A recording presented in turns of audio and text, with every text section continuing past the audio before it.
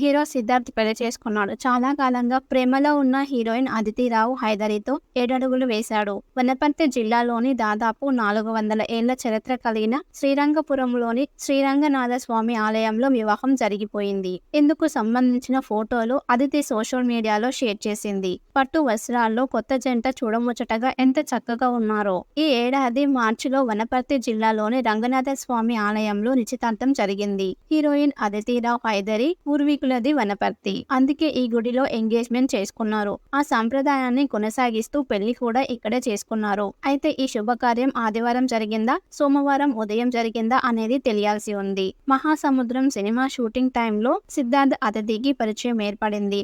అలా కొన్నాళ్లు ప్రేమలో ఉన్నారు. అయితే వీరిద్దరికి ఇది రెండో పెళ్లి కావటం విశేషం. తెలుగులో బాయ్స్ నువ్వొస్తానంటే నేనొద్దంటానా, బొమ్మరిల్లు, కొంచెం ఇష్టం కొంచెం కష్టం లాంటి సినిమాలతో మంచి గుర్తింపు తెచ్చుకున్నాడు సిద్ధార్థ్. అదితి కూడా సన్మోహనం లాంటి సినిమాలతో ఆకట్టుకుంది.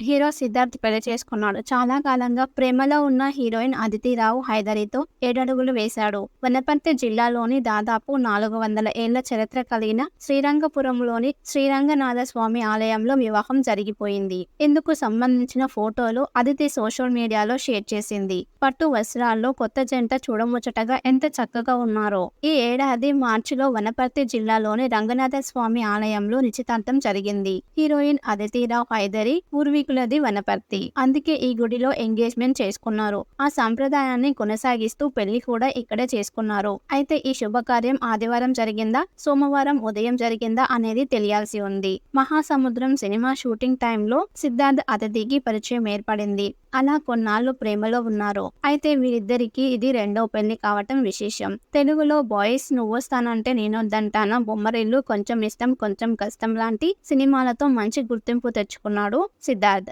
అదితి కూడా సన్మోహనం లాంటి సినిమాలతో ఆకట్టుకుంది.